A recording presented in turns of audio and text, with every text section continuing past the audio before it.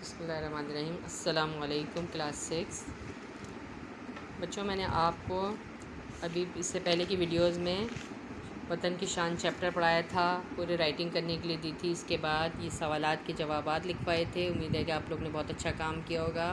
اس کے بعد میں نے یہ درست جوابات کا بھی بتایا تھا آپ کو کہ اس کے سوال میں سے صرف ایک غلط اور ایک صحیح کے حساب سے آپ کریں کہ جو غلط ہے اس کو لکھ دیں اور جو صحیح جواب ہے اس پہ ٹک مار دیں۔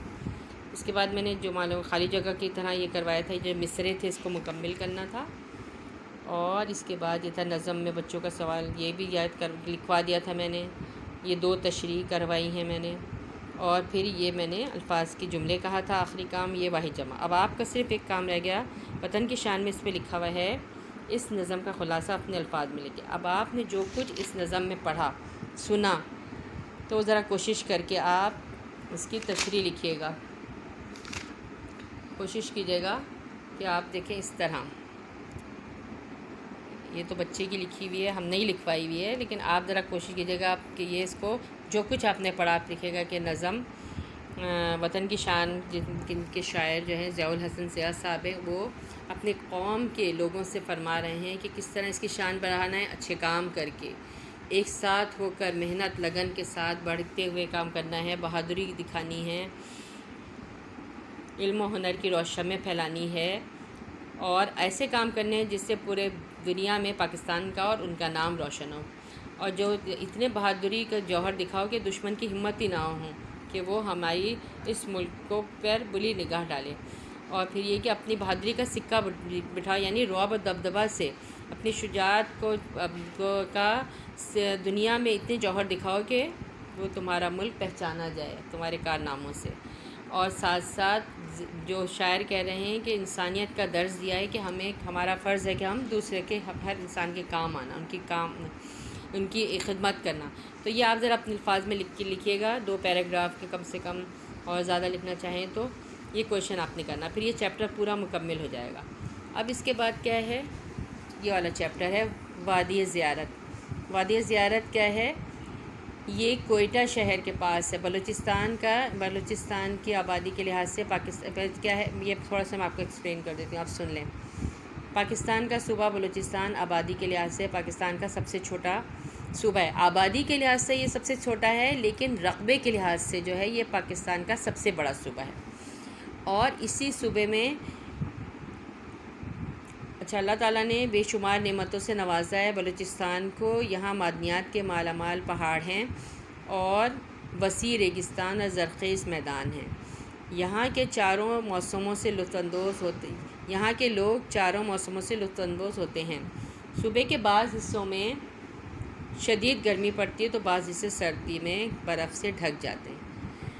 بلوچستان کے بارے میں لکھ رہے ہیں، بلوچستان میں پانی کی قلت ہوتی ہے، یہاں پہ پانی کا مسئلہ ہے، اللہ تعالیٰ نے یہاں پہ بڑے بڑے پہاڑ دیے ہیں، وہاں آبشار کا سسٹم ہے، آبشار کا پانی جب گرتا ہے لوگ اس کو استعمال کرتے ہیں، اور جو پہاڑوں کے اندر پانی ہوتا ہے تو وہ کاریزیں ایک سسٹم ہوتا ہے جس کے ذریعے وہ پانی لیتے ہیں اور اپنے گھروں تک پہنچاتے ہیں۔ اس کے ساتھ ساتھ بلوچستان میں کئی خوبصورت وادیاں بھی ہیں، اس میں سب سے ایک خوبصورت وادی ہے وادی زیارت، اور یہ زیارت کہاں ہے؟ قدرتی حسن اور خوش ذائقہ پھلوں کی پیداوار کے لحاظ سے سر فہرست ہے۔ زیارت بلوچستان کے دارالحکومت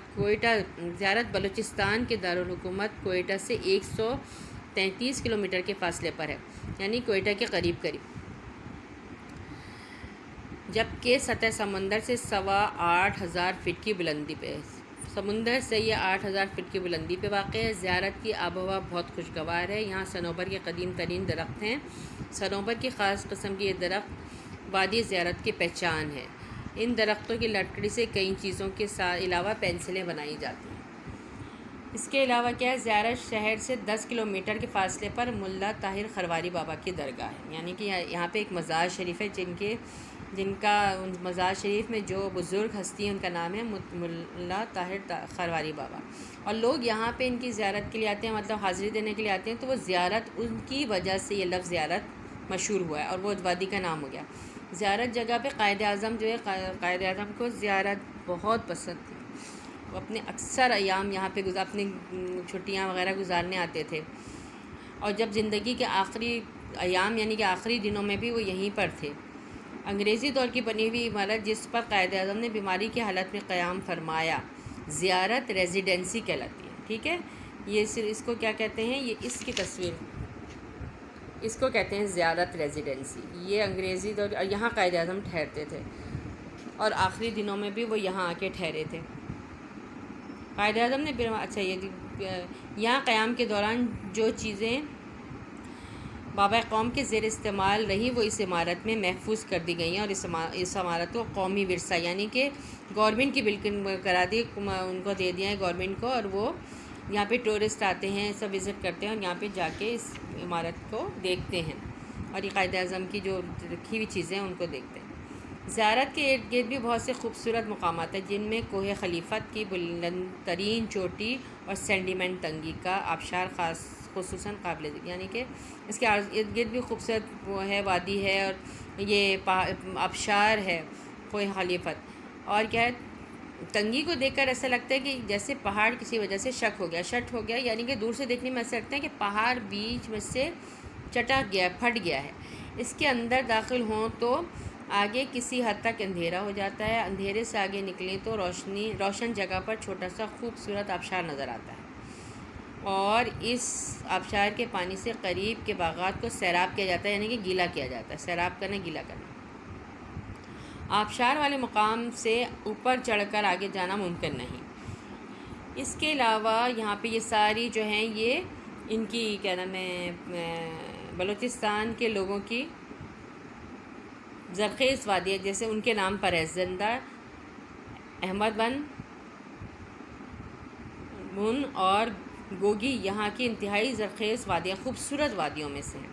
زیارت کو بجا طور پر پھلوں کی وادی کہا جاتا ہے. یہاں سیب، خوبانی، انگور، انار، آڑو اور چیری کے باغات کثرت سے ہیں. یہاں کے پھل ذائقے کے لحاظ سے دنیا میں نمایاں حیثیت رکھتے ہیں، یعنی کہ جتنے بھی زرخیز یہاں پہ پھل ول لگتے ہیں وہ باہر بھی ایکسپورٹ کیے جاتے ہیں اور اتنے لذیذ ہوتے ہیں، ذائقے دار ہوتے ہیں، اس لیے اس کو پھلوں کی وادی کہتے ہیں. زیارت کے محنتی لوگوں نے چھوٹی چھوٹی پہاڑیوں کو ہموار کر کے یعنی کہ لیول پہ کر کے باغات لگا رکھے ہیں. اس کے علاوہ ندیوں کے کناروں پر یہ لوگ پتھر سے دیواریں بناتے ہیں، اور یہ دیواروں کی تیز پانی سے محفوظ رکھنے کے لیے ان کے دونوں طرف درخت لگا دیتے ہیں. یہ درخت پتھر کی دیواروں کو محفوظ کر لیتے ہیں. پھر یہ لوگ دور دراز سے زرخیز مٹی لا کر ہر 4 دیواری میں بھر دیتے ہیں اور اس میں پھل دار درخت لگا دیتے ہیں. ان باغات کو چھوٹے بڑے چشموں اور ندیوں سے آنے والے پانی سیراب کرتا ہے. یعنی کہ اس طرح باغات لگانے کا سسٹم ہے ان کا کہ یہ 4 دیواری بناتے ہیں، اس کے آزو بازو 2 بڑے بڑے درخت لگاتے ہیں جو تناور درخت بن گئے ہیں. اور پھر وہ کیا کرتے ہیں کہ وہ ندیوں کا پانی کو یہ درخت بچاتے ہیں، زرخیز مٹی لا کر پھر اس میں زرخیز مٹی بھر دی جاتی ہے اور پیڑ لگائے جاتے ہیں اور ان میں پھل دار درخت لگا دیتے ہیں. ان درخت باغات کو چھوٹے چشموں اور ندیوں کے آنے والے پانی سے سیراب کیا جاتا ہے. اس طرح یہ درخت لگاتے ہیں یہاں کے محنتی لوگ. زیارت کے لوگ پڑھے لکھے، شریف الطبع یعنی کہ بہت شریف مزاج کے مہمان نواز ہیں.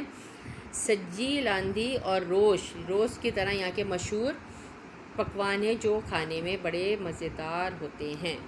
تو ٹھیک ہے بچوں، یہ آپ نے سنا سمجھا، میرے خیال سے آپ کو سمجھ میں آ گیا ہوگا. اب آپ نے کرنا یہ ہے کہ پہلے تو میں نے آپ کو ایک کام دیا کہ آپ اپنا خلاصہ لکھ لیجیے گا، پھر ہم نیکسٹ ویڈیو میں آپ کو بتاؤں گی میں اس کا کام. ٹھیک ہے، والسلام. اس یاسمین آصف. کام بہت صفائی سے بہت اچھا کیجیے، رائٹنگ امپروو کریں، ریڈنگ کی طرف توجہ دیں. پھر ہم انشاءاللہ نیکسٹ کام میں ملیں گے انشاءاللہ. السلام علیکم.